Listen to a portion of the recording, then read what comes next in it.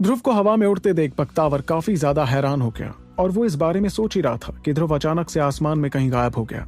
फिर कुछ पलों तक हैरत में पड़े रहने के बाद बख्तावर ने पलट कर देखा कि सिर्फ वो ही नहीं बल्कि उसके पीछे आते लारा और बाकी सभी भी ध्रुव को इस तरह उड़ते हुए देखकर दंग रह गए थे। तभी लारा के पीछे आते हुए लोगों में से किसी ने कहा कि हमने जिसे उड़ते हुए देखा वो कोई भूत था। वहीं इन लोगों से काफी दूर आसमान में दो शक्तियां टूटते तारों की तरह तेजी से आगे बढ़ती जा रही थीं। ये दोनों शक्तियां थीं इंद्रवदन जयान और ताबिश दरबार की, जिनके चेहरों पर एक अजीब सी परेशानी दिखाई दे रही थी। वो लोग इस वक्त आसमान के उत्तर पश्चिमी दिशा की तरफ बढ़ रहे थे, जहां राजघराने का समाधि स्थल था। और आमतौर पर तो इस इलाके में परिंदा भी पर नहीं मार सकता था, लेकिन फिलहाल वहां जाने कहां से दो शक्ति सम्राट मुकाबले के लिए तैयार दिख रहे थे। तभी उड़ते वक्त ताबिश दरबार को अपने पीछे एक आवाज सुनाई दी, जिसके चलते उन्होंने अपनी रफ्तार धीमी करते हुए पलट कर देखना चाहा कि आखिर वो आवाज किस चीज की थी। और फिर अचानक से उन्हें कोई इंसान उड़ता हुआ दिखाई दिया, जिसे गौर से देखने पर ताबिश दरबार ने हैरानी भरी आवाज में कहा, क्या ये तो ध्रुपद है, लेकिन ये शक्तियों के पंख कैसे बना रहा है। वहीं ताबिश दरबार की रफ्तार धीमी होते देख इंद्रवदन जयान ने भी पलट कर देखना चाहा कि आखिर कौन उन दोनों का पीछा कर रहा था। और फिर जैसे ही उन्हें भी ध्रुव दिखाई दिया तो उनके चेहरे की सिट्टे पिट्टी गुम हो गई।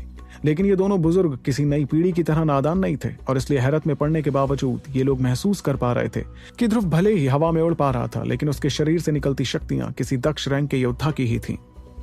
तभी ताबिश दरबार ने तेजी से उड़ते हुए ध्रुव को देखकर अपने पास उड़ रहे इंद्रवदन से कहा, इंदु, तुम्हें याद है कहानियों में एक खास तरह की तकनीक हुआ करती थी जो सदियों पहले लापता हो गई थी।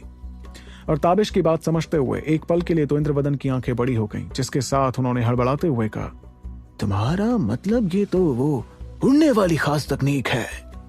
फिर जैसे ही ताबिश को पता चला कि इंद्रवदन उसकी बात को अच्छी तरह से समझ गए थे, तो उन्होंने आवाज में एक गहराई के साथ आगे कहा, मैंने कभी नहीं सोचा था कि इस लड़के ध्रुपद के पास ऐसी खास और अनोखी तकनीक भी हो सकती थी। ये तो सदियों पुरानी खोई हुई उड़ने वाली तकनीक भी सीख गया। ऐसा लगता है कि इस लड़के के पीछे जरूर किसी बहुत बड़े गुरु का हाथ है। वहीं ध्रुव को इस तरह उड़ते हुए देख इंद्रवदन की नजरों में ध्रुव की इज्जत और ज्यादा बढ़ गई, जिसके साथ उन्होंने अपना सिर हिलाते हुए ताबिश से कहा, बिल्कुल सही कहा ताबिश भाई, इसके पीछे जरूर किसी ताकतवर हकीम का हाथ है। इतने में अचानक ध्रुव उड़ते हुए दोनों के बगल में पहुंच गया और फिर उसने मुस्कुराते हुए दोनों परिवारों के लीडर्स से कहा, माफी चाहूंगा, लेकिन अगर आप लोग इस रफ्तार से उड़ते रहे तो शायद हम लड़ाई खत्म होने तक भी वहां नहीं पहुंच पाएंगे। प्लीज थोड़ा जल्दी कीजिए। इस पर ताबिश ने जोर से हंसकर ध्रुव को जवाब देते हुए कहा, क्या करूं तो ध्रुपद, तुम मुझे बार बार हैरान करने में कामयाब हो रहे हो। ये उड़ने वाली तकनीक इतनी खास और अनोखी है जिसके बारे में हमने सिर्फ कहानियों में ही सुना था, लेकिन इसके बावजूद तुम जैसा जवान लड़का इसे हासिल कर पाया। इस बात से लोग हैरान नहीं तो फिर और क्या होंगे। लेकिन जैसे ही ध्रुव ने सुना कि ताबिश को उसकी इस अनोखी तकनीक के बारे में पता था, तो एक पल के लिए तो वो हैरान हो गया, लेकिन फिर उसने खुद को संभालते हुए इस बात को समझा कि उन दोनों बुजुर्गों की उम्र काफी ज्यादा थी, और यही वजह थी कि कहानियों में जिन चीजों के बारे में उन लोगों ने सुना था उसके बारे में ध्रुव या आज की नई पीढ़ी को कुछ भी नहीं पता था। इसलिए जाहिर सी बात है कि उन्हें इस उड़ने वाली तकनीक के बारे में भी पता था।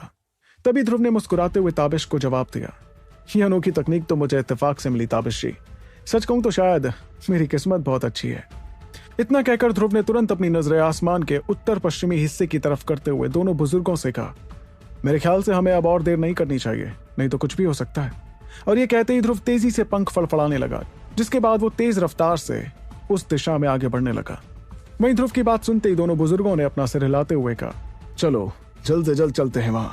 फिर वो दोनों भी तेजी से उड़ते हुए ध्रुव के पीछे जाने लगे। दूसरी ओर आसमान में तारों की तरह आगे बढ़ती शक्तियों को देखकर बख्तावर और बाकी सभी लोग पीछा करते करते काफी थक गए थे। वो लोग तीनों शक्तियों को देखकर मजबूरी में अपना सिर हिला रहे थे और इस बात को समझने की कोशिश कर रहे थे कि उड़ने की रफ्तार भागने से कई गुना ज्यादा थी। वहीं इन लोगों से काफी दूरी पर आसमान में उड़ते हुए जैसे ही ध्रुव और बाकी दोनों बुजुर्ग दोनों शक्तियों के पास पहुंचे, तो ताबिश अचानक से कुछ महसूस कर परेशान होने लगे। फिर इसी परेशानी में उन्होंने ध्रुव की तरफ देखते हुए कहा, ये शक्ति तो युगराल की शक्ति जैसी लग रही है। दरअसल युगराल काफी वक्त से अकेला रह रहा था और कुछ वक्त पहले ही वो राजधानी में ध्रुव के साथ वापस आया था। इसके अलावा क्योंकि वो शक्ति बहुत दूर थी, इसलिए ताबिश दरबार इस शक्ति को पहचान नहीं पाए। लेकिन अब जबकि वो इस शक्ति के इतने करीब थे, तो उन्हें एक पहचाना सा एहसास महसूस होने लगा। और क्योंकि ध्रुव ने युगराल के साथ पहले भी मुकाबला किया था, इसलिए वो काफी दूर से ही उसकी शक्तियों को पहचान गया था। फिर जैसी ताबिश दरबार के मुंह से उसने ये बात सुनी, तो ध्रुव ने हंसते हुए जवाब दिया, हाँ ताबिश जी, आपने बिल्कुल ठीक कहा, ये युगराल की ही शक्तियां हैं। लेकिन ध्रुव और ताबिश की बात सुनकर इंद्रवदन के चेहरे पर थोड़ी हैरानी छा गई, जिसके साथ उसने थोड़ी झिझक भरी आवाज में ताबिश से सवाल किया, युगराल, ताबिश भाई, जरा मुझे एक बात तो बताओ, क्या तुम इन दोनों शक्ति सम्राटों में से एक को जानते हो? वहीं इंद्रवदन का यह सवाल सुनकर ताबिश ने बड़े ही रहस्यमयी अंदाज में उसे जवाब देते हुए कहा, तुम्हें बहुत जल्दी इसका जवाब मिल जाएगा इंदु। और इतना कहते ही ताबिश ने ध्रुव की तरफ मुस्कुराते हुए अपनी रफ्तार और ज्यादा बढ़ा दी, जिसके बाद वो और ध्रुव तेजी से शक्ति सम्राटों के पास जाने लगे। लेकिन उन दोनों को इस तरह जाता हुआ देख इंद्रवदन के चेहरे पर एक अजीब सी हैरानी दिखाई दे रही थी, जिसके साथ उन्होंने कहा, मुझे तो कुछ समझ नहीं आ रहा है, क्या ये लड़का सच में इस शक्ति सम्राट को जानता है? और इतना कहकर परेशानी में पड़े इंद्रवदन ने मजबूरी में अपना सिर हिलाते हुए तेजी से पंख फड़फड़ाकर पीछा करना शुरू किया।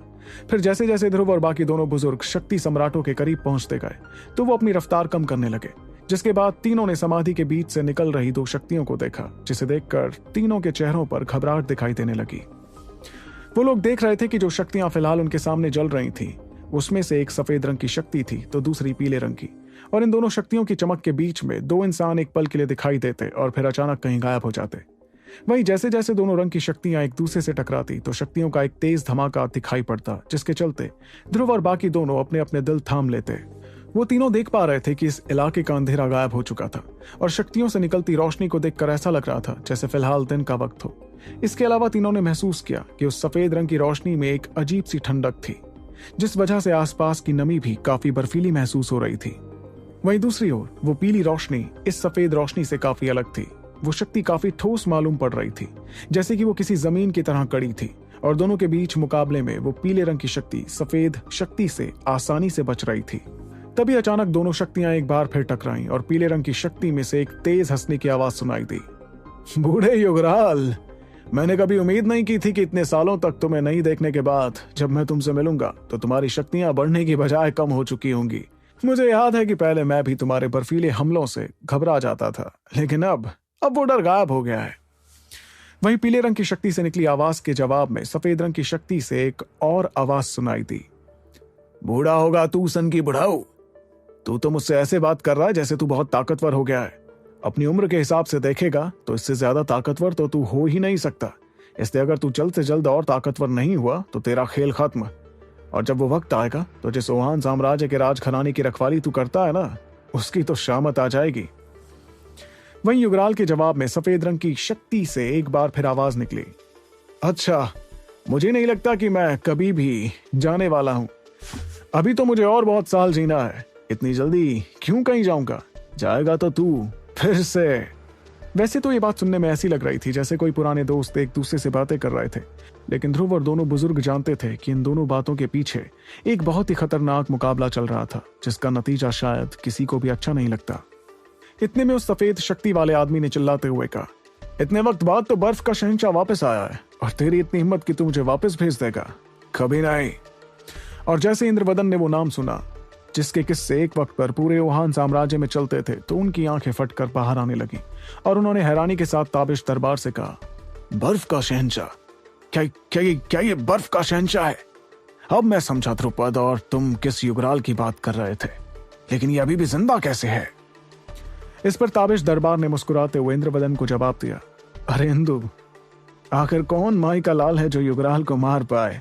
वो तो बस युगराल पिछले बहुत सालों से अकेला रहना चाहते थे, बिना किसी शोर शराबे के। वहीं ताबिश दरबार की बात सुनकर इंद्रवदन ने उनकी बात अच्छी तरह से मान ली। जाहिर सी बात है कि इंद्रवदन युगराल और दरबार परिवार के रिश्ते के बारे में अच्छी तरीके से जानते थे। उन्हें अच्छी तरीके से याद था कि जब बहुत पहले दरबार परिवार के लीडर की कुर्सी खाली थी, तब युगराल ने ही उस पर बैठकर इस लंबे इतिहास वाले परिवार को खत्म होने से बचाया था। आज दरबार परिवार जिस मुकाम पर पहुंचा था, उसकी एक बहुत बड़ी वजह युगराल था। और वैसे तो फिलहाल तीनों बड़े परिवारों की ताकत एक जितनी ही थी, लेकिन अगर इसमें युगराल की ताकत को भी गिन लिया जाए तो फिर उस शक्ति सम्राट की वजह से दरबार परिवार की ताकत शायद 2 गुनी हो जाती। इसलिए अगर दरबार परिवार के पास युगराल जैसा योद्धा वापस आ गया तो वो ना सिर्फ दोनों परिवारों से ज्यादा ताकतवर हो जाएंगे, बल्कि दरबार परिवार तो ओहान साम्राज्य के राजघराने को भी मुश्किल में डाल सकता था। अगर इसके बारे में और बात की जाए तो बहुत सालों पहले ओहान साम्राज्य का राजघराना भी एक बहुत ताकतवर परिवार हुआ करता था। इस परिवार ने अपनी ताकत के बल पर उस वक्त के साम्राज्य को तबाह करके राज करने का फैसला किया था। यही वजह थी कि राजघराना हमेशा तीनों बड़े दलों पर कड़ी नजर रखा करता था। यही सोचते हुए इंद्रवदन के दिमाग में एक और ख्याल आया।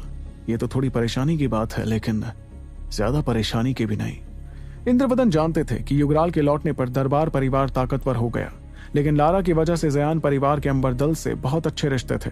इसलिए अगर कभी दरबार परिवार ने उन पर हमला करने के बारे में सोचा तो जयान परिवार अंबरदल की मदद ले सकते थे। और इंद्रवदन ये भी अच्छी तरीके से जानते थे कि युगराल कभी अंबरदल के खिलाफ जाने की बेवकूफी नहीं करेगा। ये बात ऐसी थी जो ताबिश दरबार भी अच्छी तरीके से जानते थे। इसलिए चेहरे पर मुस्कुराहट के बावजूद मन ही मन वो समझ रहे थे कि युगराल के लौटने पर भी वो जयान परिवार का कुछ नहीं बिगाड़ पाएंगे। इतने में इंद्रवदन ने कुछ सोचते हुए ताबिश से सवाल किया, इन दोनों की बातों से तो ऐसा लग रहा है कि वो पीली शक्ति वाला इंसान मेघावत ही है ना?